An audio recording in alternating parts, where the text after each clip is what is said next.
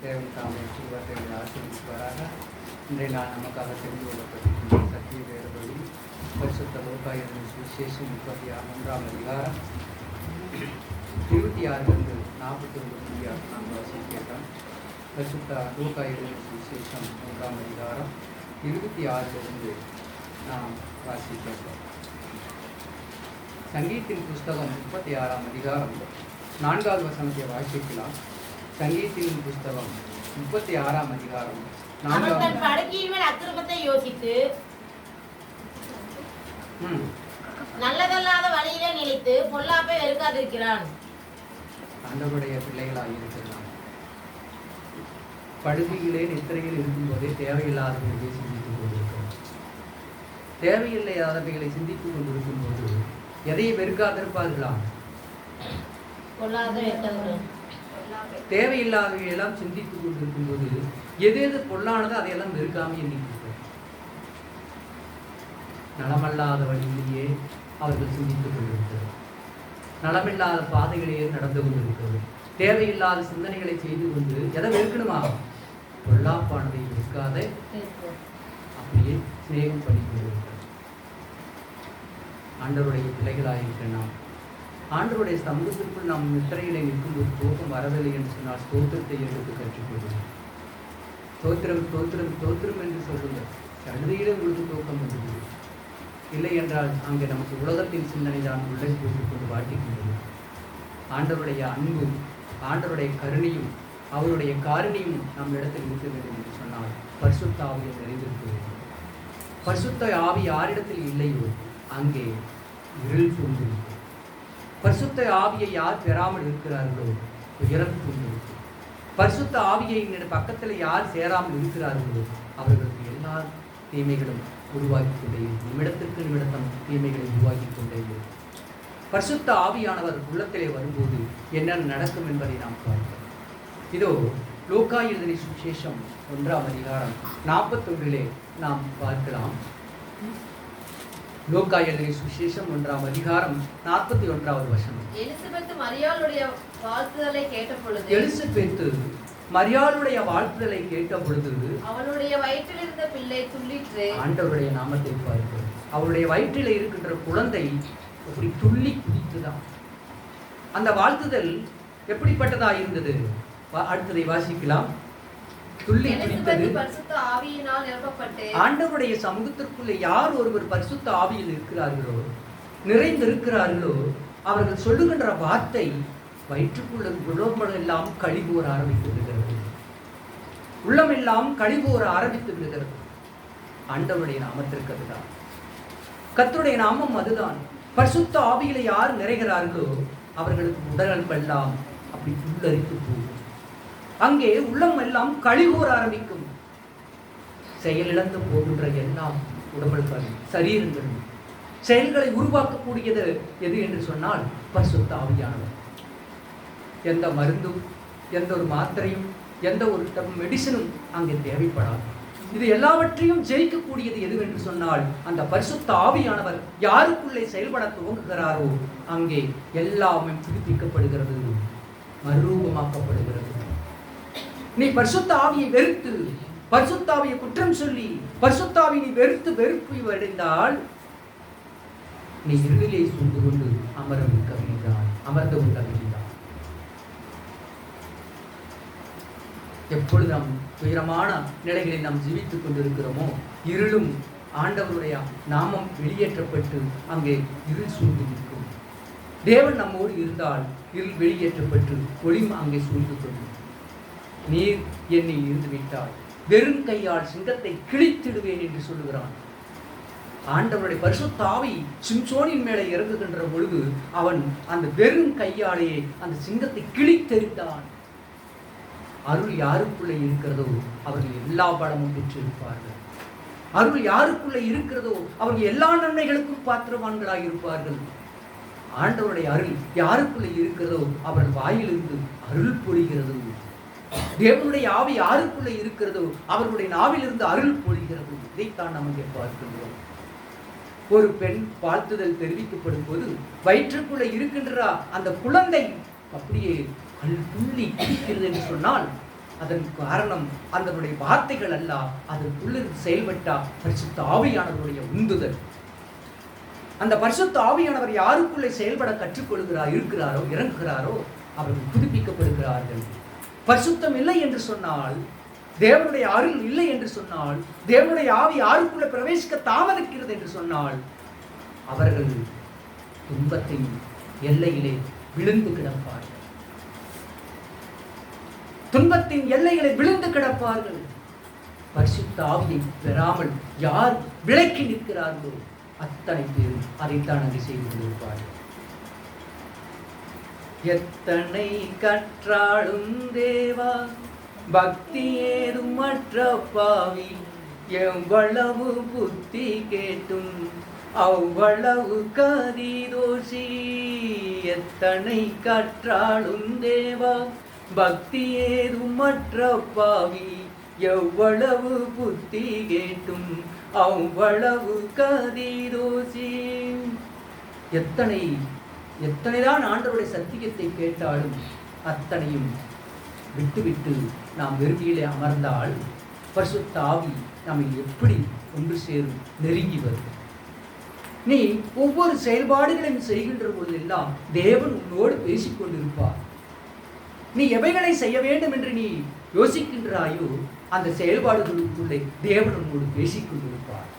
நீ இது இப்படி செய்தால் இது வெற்றிகரமாயிருக்கும், நீ இது இப்படி செய்தால் அது அழகுறை இருக்கும், இதை நீ இப்படி செய்தால் அது பாங்குடன் இருக்கும் என்று யார் பரிசுத்த ஆவியை பெற்றிருக்கிறாரோ அவர்களோடு எப்போதும் தேவன் பேசிக்கொண்டே இருப்பார். எப்போதும் தேவன் அவர்களோடு உறவாடிக்கொண்டே இருப்பார், சொல்லிக்கொண்டே இருப்பார். பரிசுத்தம் இல்லாமல் தேவனை தரிசிப்பது கூடாத காரியம். அந்த பரிசுத்தத்தினாலே அந்த பரிசுத்த ஆவியானவர் எல்லாருக்குள்ளும் செயல்பட ஆரம்பித்து விடுகிறார். எல்லாருக்குள்ளும் செயல்பட ஆரம்பித்து விடுகிறார். இந்த வாழ்த்துதலை கேட்ட உடனே ஒரு வாழ்த்துதல் ஒருத்தர் சொல்லுகிறார் என்று சொன்னால் அவர்கள் சொல்லுகிறவர்களும் பரிசுத்தத்தில் இருக்க வேண்டும். அதை கேட்கிறவர்களும் பரிசுத்தத்தில் இருந்தால் அந்த இடம் அளவிலா இன்பத்தை கொண்டிருக்கும். அந்த இடம் அளவில் மற்றற்ற மகிழ்ச்சியை கொண்டிருக்கும். தேவன் அங்கே வாசம் செய்து கொண்டிருப்பார். கேட்கிறதற்கும் நாவுகள் அங்கே இருக்கும். இயேசுவின் அற்புதத்தை எடுத்து சொல்லுகின்ற பொழுது சலோமி என்கின்ற பெண் இன்னும் சொல் இன்னும் சொல் இன்னும் சொல் என்று கேட்டுக்கொண்டிருந்தாளாம். ஒரு நாடகத்திலே கேட்டோம். அந்த வார்த்தைகளை கேட்டுக்கொண்டே இருக்க வேண்டும் என்று சொன்னார். கேட்டுக்கொண்டே இருக்கிறோம். இயேசுவினுடைய வார்த்தைகளை இன்னும் சொல் இன்னும் சொல் என்று கேட்டுக்கொண்டிருந்தார். அவர் ஏதோ சுகம் தருகிறார், குஷ்டரோகியை குணப்படுத்துகிறார், செவிடரை கேட்கச் செய்கின்றார், இதோ அவர் குருடரை விழிக்கச் செய்கின்றார், இதோ முடவனை நடக்கச் செய்கின்றார், பசியுள்ளோர் உணவு தருகிறார் என்று சொல்லி சொல்லி அவனாலேயே முடியாமல் நின்று போனது நாம் கேட்டோம். இன்னும் அவர் என்ன செய்தார்? அவருடைய வார்த்தையை நீ சொல்லிக்கொண்டே இரு என்று கேட்டார். என்றால் அந்த ஏவுதல் மனம் பொருந்தி இருந்தது. தேவனுடைய ஆவியிலே நிலைத்திருந்தபடியினாலே தேவனுடைய வார்த்தை அவர்களுக்கு அருமருந்தாக அதிமருந்துமாக அவர்களுக்கு காட்சியளித்து நாம் பார்த்துக் கொண்டிருக்கிறோம். தேவனுடைய ஒப்பற்ற கருணை, தேவனுடைய ஒப்பற்ற காருண்யம், அதனுடைய சொல்லுகிறவர்களும் ஆவியில் நிறைக்கப்படுகின்ற போது கேட்கிறவர்களின் உள்ளங்களும் ஆவியில் நிறைந்து கொண்டிருக்க வேண்டும், நிறைந்து கொண்டு இருக்கும்.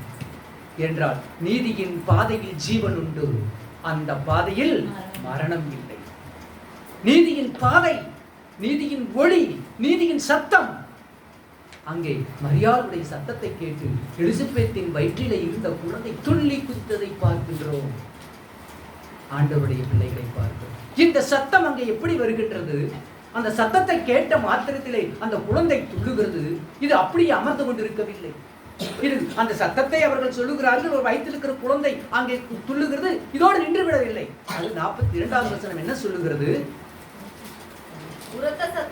உரத்த சத்தமாய் ஸ்திரீகளுக்குள்ளே நீ ஆசீர்வதிக்கப்பட்டவள். ஆறது அங்கே கேட்டோம். யாரை வாழ்த்தினாலோ மரியாள், அந்த வாழ்த்துதலை கேட்ட எலிசபெத்துக்கு என்ன வந்தது? பரிசுத்த ஆவியானவர் வர்றபோது நம்ம ஜெபம் செய்யணும்னு சொன்னா அப்படியே எங்கேயோ இன்னைக்கு மரணப்பட்டியில் தூக்கி வைக்கிறவங்களாட்ட ஜாம் பண்ணிட்டு இருப்பாங்க. மொல்லமா ஒரு ஒரு சத்தம் போடுன்னு சொன்னா ஆவியானவருடைய நாமத்தை அல்லேலூயா சொல்லுன்னு சொன்னா சொல்லவே மாட்டாங்க. ஏன்னா அடக்கம் பண்ணுவீங்களாட்டு இருப்பாங்க, மரணப்பெட்டிக்குள்ள அடக்கம் பண்ணி போட்டாங்களாட்டு இருப்பாங்க. அந்த உற்சாகம் அங்கே பரிசுத்த ஆவி யாருக்குள்ளே வருகிறதோ அங்கே கரை புரண்ட ஓடும் உற்சாகம். அந்த உயிர், ஒரு குழந்தை உயிரோடு இருக்குது என்று சொன்னால் அது துள்ளிக்கொண்டே இருக்கும். ஒரு மகன் ஒரு பிள்ளையை பார்த்து இவன் அடங்கவே மாட்டேங்கிறான், இவன் கேட்கவே மாட்டேங்கிறான், அவன் ஓடிட்டே இருக்கிறான். உயிர் உள்ளது கேட்காது, அது ஓடிட்டே இருக்கு, நடந்துகிட்டே இருக்கு, பேசிக்கிட்டே இருக்கு. ஆனா உயிர் இல்லாத என்ன செஞ்சிட்டு இருக்கு? அப்படியே படுத்திட்டு இருக்கு. அதுக்கு என்ன ஊற்றுவாங்க? பாலும் நெய் ஊற்றுவாங்க. அதுக்கடுத்து மேலே அரிசி வைப்பாங்க, வாய்க்கரிசி வைப்பாங்க. அதுக்கு மேலே பட்டுப்புடவை கொண்டது போத்தி வைப்பாங்க. அதுக்கு மேலே இதோ ஆண்டவர் கர்த்தர் இடத்துல போயிட்டாங்க, நாளைக்கு நாமளும் போய் அவங்களோட போய் சேருவோம் அப்படின்னு சொல்லிட்டு முடிச்சிருவாங்க. நீ தான் சொல்லிட்டு போன, அது இன்னுமே கேட்காது. உயிர் இல்லாத ஒரு ஜடம் போலா பரிசுத்த ஆவி யாருக்குள்ளே இல்லாமல் இருக்கிறார்களோ அவர்களுக்கு என்ன சொன்னாலும் நீதான் சொல்லிட்டு இருக்கணும். அது பாட்டு தெரிஞ்சுட்டு உயிரற்ற பிணம் போலா பரிசுத்த ஆவி யாருக்குள்ளே இருக்கிறதோ அதை ஆண்டவருடைய சத்தத்தை கேட்டு துள்ளி குதித்துக் கொண்டிருப்பார்கள். உரத்த சத்தம், உரத்த சத்தமாக அந்த எலிசபெத் என்ன சொல்கிறார்? வாசிக்கலாம். ஸ்திரீகளுக்குள்ளே நீ ஆசீர்வதிக்கப்பட்டவள்.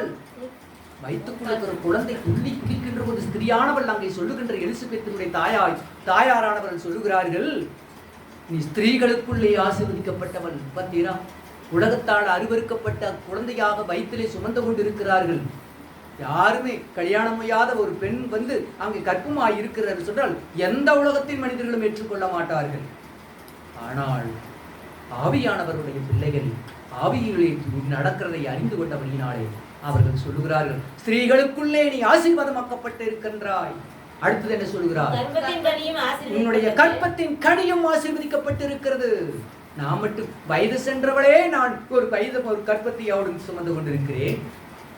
நான் எல்லாமே செத்து போச்சு, சரீரமே செத்து போயிருச்சு. இந்த சரீரம் செத்து போன சரீரத்திற்குள் ஒரு குழந்தையை நான் சுமந்து கொண்டிருக்கிறேன். ஆகவே நீயோ ஆசீர்வதிக்கப்பட்டிருக்கிறாய். அதனால் தேவனால் எல்லாமே கூடும். உங்களுக்கு முன்னிலே கற்பமாய் இருப்பது ஆச்சரியம் அல்ல. ஆண்டவர் என்னிலே இருக்கு, நான் ஒரு கற்பவதி ஆக்கப்பட்டிருக்கின்றேன். நீ கற்பவதியா இருக்கிறது ஆச்சரியம் அல்ல. ஸ்திரீகளுக்குள்ளே நீ ஆசீர்வதிக்கப்பட்டவள், உன் கற்பத்தின் கனியும் ஆசீர்வதிக்கப்பட்டவள். அடுத்தது, என் ஆண்டவருடைய தாயார் என்னிடத்தில் வந்தது. யாராம்? ஆண்டவருடைய பிள்ளைகள் தான். இந்த பரிசுத்த ஆவியானவரால் யார் நிறைக்கப்படுகிறார்களோ அவர்கள்தான் ஒருவருடைய உள்ளத்தையும் இல்லத்தையும் அறிந்து கொள்ள முடியுமே என்று. பரிசுத்த ஆவியானவர் இல்லை என்று சொன்னால் இதோ அறிவுடைய நம்பி வாழ்க என்று அவர்களை பேர் சொல்லி வாழ்த்திட்டு இருக்கிறதா அவனுடைய வேலையாக இருக்கும். திருமண நிகழ்ச்சிகளுக்குள்ள போனா அவங்க சொல்ற வார்த்தைகளை பார்த்தா அருவருப்பாக இருக்கும். கர்த்தர் நினைத்ததை மனிதன் பிரிக்காதிருப்பதாக அப்படின்னு எல்லா திருமணங்களில் முதல் நிகழ்ச்சியாக சொல்லிடுவாங்க.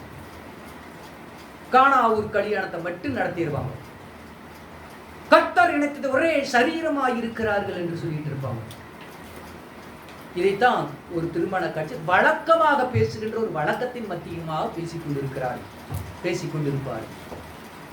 ஒரு மரண வீட்டுக்கு போனா ஒரு ஜெபத்தை சொன்னா அதுக்கு ஒருத்தர் சொல்றான், எபேசியர் 5ஆம் அதிகாரத்தை நடத்தினாங்களா? என்ன வழக்கமா அந்த வீட்டுலதான் அதை சொல்லணும்னு. நாம் இங்கே செத்து கிடக்கின்றோம், நாம் உயிர்ப்பிக்கப்பட வேண்டும். இந்த உயிர்ப்பிக்கிறதுக்கு என்ன வழி? அதுக்கு பரிசுத்த ஆவியானவர் ஒரு வழி. அதிலே நீ வாழ், அதிலே வாழ்ந்து கொண்டு கர்த்தருடைய நாமம் யாருடைய உள்ளத்திலே எழுதப்பட்டு இருக்கிறதோ, யாருடைய இருதயத்திலே தரிக்கப்பட்டு இருக்கிறதோ அவர்கள் ஜீவனோடு எழுந்திருக்க வேண்டும். நீ மறிச்சு அடக்கம் பண்ணி ஆண்டவர் வர காலத்துல வந்து நீ எதிர்கொண்டு போறங்கிற நாயத்தை விட்டுட்டு நாம் உயிரோடு இருக்கும் வரையிலும் தேவனுடைய நாமத்தை சுமந்து பரிசுத்த ஆவியை எடுத்துக்கொண்டு அவருடைய நாமத்திலே நாம் எதிர்கொண்டு போக வேண்டும். ஒவ்வொரு மனிதரையும் சந்திக்க அங்கே அதுதான் தேவனுடைய வயிற்றிலே இருக்கின்ற குழந்தையை பார்த்து இதோ அந்த ஸ்திரீயானவள் சொல்லுகிறார், அந்த அம்மை சொல்லுகிறார்கள், என்ன என் ஆண்டவருடைய தாயார் என்னிடத்தில் வந்திருக்கு, இன்னும் எதனால் எனக்கு கிடைக்கப்பட்ட பாக்கியம். பார்த்தீரா, அந்த அன்னை மரியை பார்த்து சொல்லுகின்ற எலிசபெத்தினுடைய வாழ்த்துதல் எப்படிப்பட்டதாக இருந்ததாம். அன்னை வயிற்றுக்குள்ள இருக்கிற என்னுடைய ஆண்டவர், பார்த்தீரா, என்னுடைய ஆண்டவர். ஏன்னா உன்னோட நாவிலிருந்து புறப்பட்ட உடனே என்னோட வயிற்றில் இருக்கிற குழந்தை துள்ளி குதிக்குதே. அப்படி எப்படிப்பட்ட பரிசுத்தத்தை நீ வாழ்ந்திருப்ப? நீ எப்படிப்பட்ட பரிசுத்தத்தை வாழ்ந்திருப்ப? அப்ப நீ என்ன தேடி நீ வந்திருக்கிறன்னு சொன்னா என்னை போல நீ இருக்கிறன்னு தான் அர்த்தம். அப்போ என்ன போல நீ இருக்கிறதுனாலே உன்னையும் என்ன போல கர்ப்பவதியாய் இருக்கின்றார். பார்த்தீரா என் ஆண்டவருடைய பிள்ளைகள் எப்படியா இருக்கிறார்கள் என்று. என்னை தேடி வருகிறவர்கள், என் தேவனை தேடி வருகிறவர்கள் தேவனை போல் இருப்பார்கள். தேவ சத்தம் கேட்கையிலே தேவனை போல் இருப்போம். விளநடைவோம் ஆவியால் சாட்சிகளாய் திரளுவோம். விளநடைவோம் ஆவியால் சாட்சிகளாய் திரளுவோம். தேவ சத்தம் கேட்கையிலே தேவனை போல் மாறுவோம். தேவ சத்தம் கேட்கையிலே தேவனை போல் மாறுவோம்.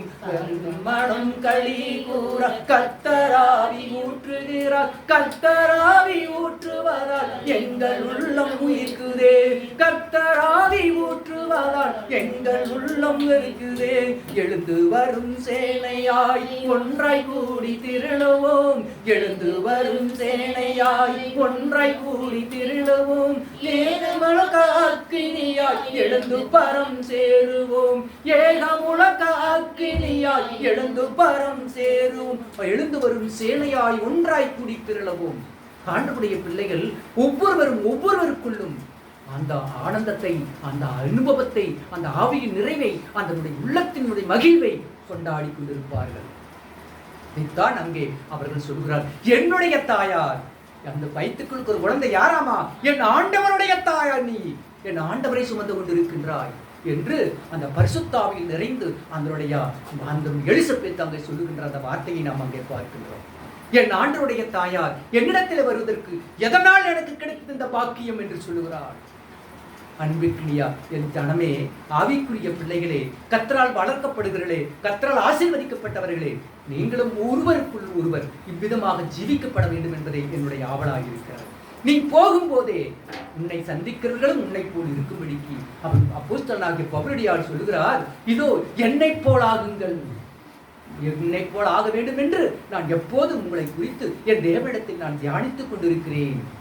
பார்த்தீரா, என்னை போலாகுங்கள் நாம் எழுதியிருக்கிறோம் இல்லையா? இது உமக்கும் எமக்கும் உள்ள நெருக்கம் யாருக்கு தெரியும்? ஆண்டவருடைய நெருக்கம், தேவனுடைய பிள்ளைகள் ஒருவருக்கு ஒருவர் ஐக்கியத்தோடு வாழுவது, தேவனுடைய பிள்ளைகள் ஒருவருக்கு ஒருவர் ஆவியிலே நிறைக்கப்படுவது, தேவனுடைய பிள்ளைகள் வருவது வரும் காரியத்தை முன்னறிவிப்பது, அதுதான் ஆண்டவர். நீங்க தோத்திரம் சொல்லுங்க, தோத்திரம் விசை சொல்லுங்க, விசை போடுங்க. இந்தெல்லாம் வேலை இந்த பாட்டை எல்லாம் பாடுறது பார்த்தா எரிச்சலாக நமக்கு. அவன் பாடுற கூத்து பாட்டா மட்டும், ஒரு ஆட்டம் போட்டு பாட்டோம். ஆண்டவரை நாம் தியானிக்கிற தியானங்கள் உண்மையுள்ளதாக இருக்கப்பட வேண்டும். நாம் தியானிக்கிற தியானம் ஆவியில் நிறைவை பெற்றிருக்க வேண்டும். நாம் தியானிக்கிற தியானம் உள்ளார்ந்ததாக இருக்கப்பட வேண்டும். நாம் தியானிக்கிற தியானம் தேவனை தரிசிக்கக்கூடியதாக இருக்கணும். குடிகாரனை போல ஆட்டம் போடக்கூடியதாக இருக்கக்கூடாது. ஆண்டவரை தரிசிக்க வேண்டும். என் உள்ளம் வைத்த அணுக்கையிலே என் உள்ளந்திரியங்கள் மகிழ்கிறது. ஆண்டவரை சந்திக்க போக வேண்டும். தேவனை உள்ளார்ந்த ஜெபத்தோடு நின்று கொண்டிருக்கப்பட வேண்டும். அவர்கள் சொல்லுகிறார், இது என்னை போலதான், என்னை போல அவருக்குள்ள அவர்தான் வர வேண்டும். தீயவனுக்கு தீயவன், நல்லவர்களுக்கு நல்லவர், செம்மையானவர்கள் செம்மையானவர்கள், அநீதிக்காரருக்கு அநீதிக்காரர்களாக இருப்பார்கள். ஆகவே அவர்களுக்கு அவர்கள் ஒத்துப்போகும். ஆவியானவர்களுக்கு ஆவியானவர் தான் ஒத்துப்போகும். ஆவி இல்லாதவருக்கு ஆவி இல்லாதவர்கள் தான் ஒத்துப்போகும். பொய்யானவருக்கு பொய்க்காரர் ஒத்துப்போகும். இதோ பரிசுத்தம் இல்லாதவர்களுக்கு பரிசுத்தம் இல்லாதவர்கள் ஒத்துப்போகும். ஆனால் என் தேவனுடைய பிள்ளைகளுக்கு, என் தேவனுடைய பிள்ளைகள் தான் அன்பும் அடைக்கலமும் மரணமாக இருப்பார்கள். அதுதான் அங்கே ஆண்டவர் நமக்கு கொடுத்திருக்கிறது. என் ஆண்டவருடைய தாயார் என்னிடத்தில் வருவதற்கு நான் எதனால் கிடைக்கப்பட்ட பாக்கியம் என்று அந்த எலிசபெத் சொல்லுகின்ற போது அடுத்தது ஒன்றை சொல்லுகிறார்கள், என்னை போலதான் அவர்களும் இருப்பார்கள். ஆகவே என்னுடைய ஆண்டவருடைய தாயார் என்னிடத்தில் வந்தது எனக்கு எதனால் கிடைக்கப்பட்ட பாக்கியம் என்று சொல்லி அந்த குழந்தையை அவர்கள் வாழ்த்துகிறார்கள். அடுத்ததாக சொல்லுகிற வார்த்தை என்ன? நீ வாழ்த்தின சத்தம் என் காதில் விழுந்தவுடனே, நீ வாழ்த்தின உன்னுடைய சத்தம் என் காதிலே விழுந்தவுடனே என் வயிற்றில் இருக்கிற குழந்தை களிப்பால் துள்ளிற்று. எப்படி துள்ளிச்சான்? சந்தோஷத்தில் துள்ளிச்சான். உன்னுடைய சத்தம் எதில் இருந்தது? என் காதிலே விழும் பொழுதே. உன்னுடைய வாழ்த்துதலுடைய சத்தம் என்னுடைய காதிலே விழும்போது என்னுடைய வயிற்றில் இருக்கிற குழந்தை களிப்பால் துள்ளிற்று. ஆண்டவருடைய பிள்ளைகள் சொல்லுகின்ற வார்த்தைகள் ஆண்டவருடைய பிள்ளைகளுக்கு எப்படி இருக்குமாம்? இனிமையாய் இருக்கும். உயிர்ப்பிக்கக்கூடியதாக இருக்கும். இந்த வார்த்தை எப்பொழுது வருகின்றது? இந்த வார்த்தையெல்லாம் எப்பொழுது வருகிறது? பரிசுத்த ஆவியானவர் யாருக்குள்ளே செயல்பட துவங்குகிறாரோ அவர்களுடைய நாவில் இருந்துதான் இப்படிப்பட்ட வார்த்தைகள் எல்லாம் வெளியே வந்து கொண்டிருக்கும். இல்லை என்றால் தேவையற்ற வார்த்தைகள், ஆகாத சம்பாசனைகள் நல்லொழுக்கத்தை கெடுக்கும். அதனால் முதல் அப்போஸ்தலனாகிய பவுலுடைய முதல் வார்த்தையை எழுதுகிறார், மோசம் போகாதிருங்கள். பத்திரா அதை சொல்லித்தான் முதல் என்ன சொல்கிறார்? மோசம் போகாதிருங்கள். எழுப்பியர்கள் இருக்கு, நீங்க போய் படிச்சு பாருங்க. எத்தனாம் அதிகாரம். மோசம் போகாதிருங்கள், நெட்டில் அடிச்சு பாருங்க. அடுத்த வார்த்தை தான் வரும், ஆகாத சம்பாசனை நல்லொழுக்கத்தை கெடுக்கும். ஒவ்வொரு நாளும் ஒவ்வொருவரோடு பேசுற போதெல்லாம் ஏதோ தமாசுக்காக விளையாட்டுக்காக பேசலாம் என்று யோசிக்கிறது உண்டு. எப்போ எனக்கு அந்த கரையாக வருவது என்ன என்று சொன்னால் அதற்கு எல்லைக்கோடாக வருவது இந்த வார்த்தை தான். ஆகாத சம்பாசனை நல்லொழுக்கத்தை கெடுக்கும். நம் ஒழுக்கம் எல்லாம் போயிடும். நம்ம தமாசு பேசினாவோ, தவற பேசினாவோ, இல்லை அவங்ககிட்ட தேவையற்றதை பேசினாவோ நம் ஒழுக்கம் அங்கே சீர்கெட்டு போகும். அதற்குத்தான் பவுலடியான் முதல்லையே அந்த வார்த்தை எழுதுகிறார், மோசம் போகாதிருங்கள். பார்த்தீங்கன்னா ஆண்டவருடைய பிள்ளைகளாக இருக்கிறார். பரிசுத்த ஆவியானவர் யாருக்குள்ளே செயல்பட துவங்குகிறார்களோ அவர்கள் நாவிலிருந்து புறப்படுகின்ற வார்த்தை பரிசுத்த மாணவர்களிடத்திலே அது பிரதிபலித்துக் கொண்டிருக்கும். பரிசுத்தம் இல்லாதவர்கள் பேசுகின்ற வார்த்தை அது பரிசுத்தம் இல்லாதவர்களுக்கு பிடித்துக் கொடுக்கும், நன்றாக பிடிக்கும். பரிசுத்தம் இல்லாதவர்கள் பேச்சு நன்றாக இருக்கும். பரிசுத்தம் இல்லாதவர்களுக்கு பரிசுத்தம் உள்ளவர்களுடைய பேச்சு அது அவர்களை குத்தும், ஊடுருவிப்பாயும். இவர்கள் எப்போதும் நம்மை திட்டிக்கொண்டே இருப்பார்கள் என்று சொல்லுவார்கள். ஏனென்றால் எப்பொழுதெல்லாம் உனக்கு கோபம் அதிகரிக்கிறதோ அப்பொழுதே உன்னை தற்பரிசோதனை செய்வது. நான் இன்னும் பரிசுத்தாவியில் நிறையவில்லை என்று சொல்லி, இன்னும் பரிசுத்தாவியரை தொடவில்லை என்று சொல்லி, இன்னும் பரிசுத்தத்துக்குள்ளே நான் வளரவில்லை என்று வாழவில்லை என்று சொல்லுங்கள். நான் கிறிஸ்துவ 50 வருஷம் வந்துட்டு இருக்கிறேன், எனக்கு என்ன நான் பரிசுத்தம்? பிசாசுகளும் விசுவாசித்து நடுங்குகிறது. 1 2 இதோ சகரியா தூபங்காட்டுதலை சீட்டை பெற்றிருந்த போதிலும் கூட காபிரியேல் என்னும் தூதன் அங்கே சொல்லுகின்ற போது, இதோ நான் எதனால் அறிவேன், நான் வயது சென்றவனாய் இருக்கிறேன் என்று திருப்பி கேள்வி கேட்டு சாபத்தை வாங்கி வெளியே வந்தான். எதிர்பேச்சுகள். அவன் ஆண்டவருடைய ஆலயத்திலே அவன் தீபம் காட்டும் சீட்டை பெற்றிருந்த போதிலும் கூட காபிரியேல் தூதன் பேசுகின்ற போது அவன் அங்கே மறுச்சு பேசி சாபத்தை வாங்கி கொண்டு ஊமையாக வெளியே வந்தான். அப்போ ஆலயத்தில் இருக்கிற எல்லோரும் தேவனுடைய பிள்ளைகளா? ஆண்டவருடைய ஆலயத்திற்கு சேவை செய்த எல்லோரும் தேவனுடைய பிள்ளைகளா? அப்படித்தான் இங்கே ஏலியும் செய்கிறான். தேவனுடைய ஆலயத்திலே இருந்து கொண்டு, தேவனுடைய சமூகத்திலே வாழ்ந்து கொண்டு ஆண்டவர் பேசுகிறது என்னதென்று தெரியாமல் ஸ்தூலித்த மனுஷனாய் அவன் ஒரே நாளில் தன் பிள்ளைகளையும் சாக கொடுத்து தன்னையும் இழந்தான். ஆகவே ஆலயத்தில் இருக்கிறவர்கள் எல்லோரும் ஆண்டவருடைய பிள்ளைகள் அல்ல. யார் ஒருவர் தேவனுடைய சத்தத்தை கேட்டு அதன் வழியில் நடந்த பரிசுத்தாவில் நிறைந்து அவர்கள் பேசுகின்ற சத்தம் மற்றவர்களுக்கு உள்ளத்தை கிளர்ச்சி ஊட்டுகிறதோ அவர்களே தேவனுடைய பிள்ளைகள். யாருடைய பிள்ளை வார்த்தையை கேட்டு அங்கு உள்ளம் அவர்களுக்கு சந்தோஷமாய் இருக்கிறதோ அவர்கள் தேவனாலே ஆவியினாலே நிரப்பப்பட்டு இருக்கிறவர்கள். ஆவியாலே நிரப்பப்பட்டு இருக்கிறவர்கள் மாமிசத்தின் பிள்ளைகளோடு உறவாடுவதை அங்கு பிரச்சனையாக உருவாக்கி கொண்டிருக்கும்.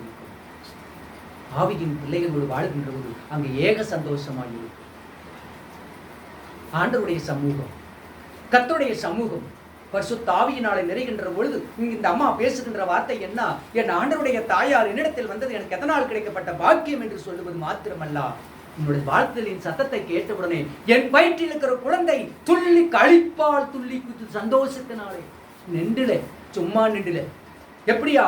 கழிப்பால், சந்தோஷத்தாலே அந்த குழந்தை அங்கே துள்ளி குதித்து என்று அந்த அம்மா சொல்கிறார்கள். அடுத்தது என்ன சொல்கிறார்? விசுவாசித்தவளே பாக்கியவதி. எதனால் அவன் வாய் ஊமையா போனது? விசுவாசி. அதனாலே நீ ஆண்டவருடைய வார்த்தையை சந்தேசிக்கத்தோடு, தேவனுடைய வார்த்தைகளை நீ சந்தேகத்தோடு, நீ தேவனுடைய வார்த்தையை நீ விசுவாசம் இல்லாதபடினாலே அந்த காரியம் சம்பவிக்கும் மட்டும் நீ ஊமையாக இருப்பாய் என்று சாபத்தை வாங்கிவிட்டு அவன் வெளியே வந்தான் என்று பார்க்கின்றோம். நம்ம என்ன சொல்கிறார்கள்? அந்த ஆளுக்கு விசுவாசம் இல்லை, புருஷனுக்கு. நம்ம என்ன சொல்கிறார்கள்? இதோ விசுவாசித்தவளே பாக்கியவதி. ஆண்டவரே, ஒரு வீட்டில் எவ்வளவு எதிரும் புதிருமான வார்த்தைகள், அவன் விசுவாசம் இல்லை. இந்த அம்மா விசுவாசித்தவளை பாக்கியவதி என்று சொல்கிறார்கள். என் ஆண்டவருடைய தாயார் என்னிடத்தில் வந்து எதனால் எனக்கு கிடைக்கப்பட்ட பாக்கியம்? உன்னுடைய நாவில் இருந்து புறப்பட்ட சத்தத்தை கேட்டவுடன் என் வயிற்றில் இருக்கின்ற குழந்தை கழிப்பினால் துள்ளி குதித்தது. மாத்திரமல்ல, விசுவாசித்தவளை பாக்கியவதி. ஆண்டவருடைய பிள்ளைகளுடைய நாவிலிருந்து புறப்படுகின்ற வார்த்தைகள் அங்கே எப்படி இருக்கிறதாம்? அருள் பொழிகிறது. யாருடைய வாயிலிருந்து அருள் பொழியுமாம்? வேதத்திலே போய் எடுத்துப்பாரு, நெற்றில் அடிச்சுப்பாரு, அருள் பொழிகிறது. பொழிகிறது கொடுப்பாரு, அருள் பொழிகிறதுன்னா வராது. அப்ப நீ பாருங்க, அருள் பொழி, யாருடைய நாவின் கீழே அருள் பொழிகிறது? பரிசுத்த ஆவியானவருடைய வாழ்க்கையிலே, பரிசுத்த ஆவியானவருடைய நிலைகளிலே, பரிசுத்த ஆவியிலே நிறைந்தவர்கள், பரிசுத்த வாழ்க்கை வாழுகிறவர்களே எல்லாம் இந்த அரவணைப்பு நம்மளுக்கு கிடைத்துக் கொண்டே இருக்கும், ஆறுதல் கிடைத்துக் கொண்டே இருக்கும். நொறுங்கின எலும்புகள் களி கூறும். நொறுங்கின எலும்புகள் களி கூறுவது மாத்திரமல்ல, இதோ உயிரடைந்து பலனடைவாய். இதோ உயிரடைந்து பலனடைவாய். சத்தத்தை கேட்ட பொழுதே அந்த வயிற்றில் இருக்கிற குழந்தை துள்ளி குதித்தது போல உன்னுடைய உணர்வுகளும் சத்தம், அவள் உரைத்த சத்தமாக, அது மெல்லமாக உரைத்த சத்தமாக ஆண்டவருடைய வார்த்தை கேட்டபோது உற்சாகம் பொங்கி குதித்தது. உற்சாகம் பொங்கி அங்கு வெளியே வருகிறதை அங்கே நாம் பார்க்கின்றோம்.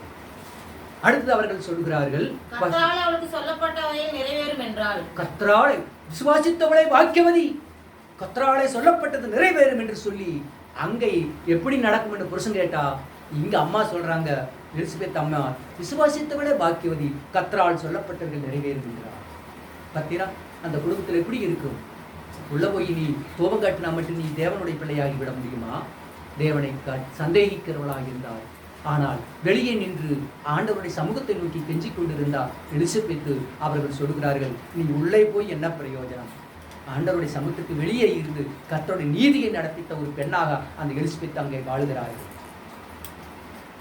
விசுவாசித்தவளை பாக்கியவதி, கர்த்தராலே எல்லாமே ஆகும், எல்லாம் நிறைவேறும். பார்த்தீரா இது எப்படி வந்தது? பரிசுத்த ஆவியானவர் யாருக்குள்ளே செயல்படுகிறாரோ அவர்களுடைய நாவிலும் வாழ்விலும் இதமான நன்மைகள் உருவாக்கி கொண்டே இருக்கும், நீதிகள் உருவாக்கி கொண்டே இருக்கும். அந்த பரிசுத்தம் ஆவி யாருக்குள்ளே இல்லையோ அங்கு சங்கடங்கள் தோன்றி கொண்டிருக்கும். நான் பிள்ளைகிட்ட எல்லாம் வேலை வாங்குற போது, நிறைய ஆளெல்லாம் வந்து எத்தனையோ கஷ்டத்தோடு வந்து வேலை பண்ணுற போது, இந்த பிள்ளை நாமளும் வந்து இங்கே சிரமப்படுத்துங்க அப்படின்னு யோசிச்சுட்டு ரொம்ப வெசனப்பட்டுட்டே இருப்பேன்.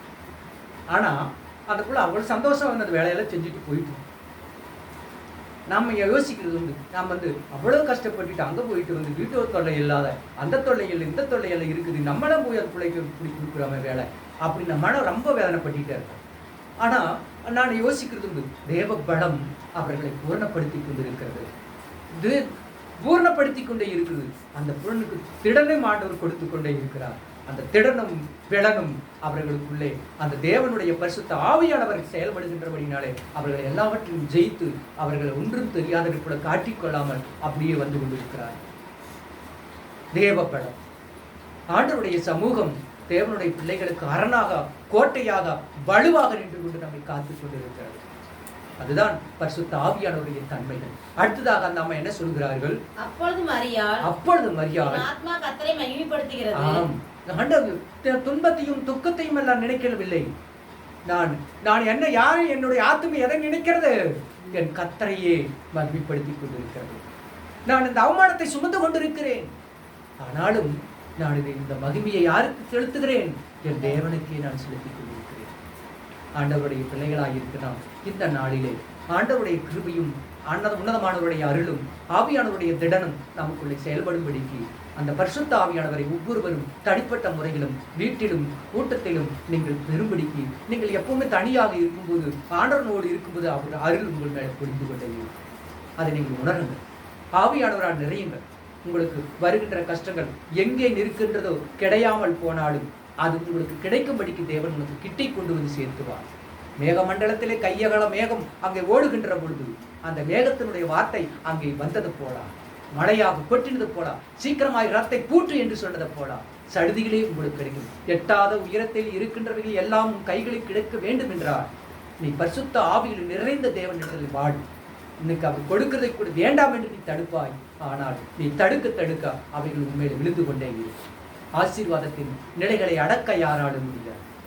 ஆண்டவருடைய சமூகத்திற்கு மகிமை உண்டாகட்டும். நாம் ஜெபத்திற்குள்ளே போகலாம். அலைகளே அலைகளே ஓய்ந்திடாதே நீ, அந்த அலைகளை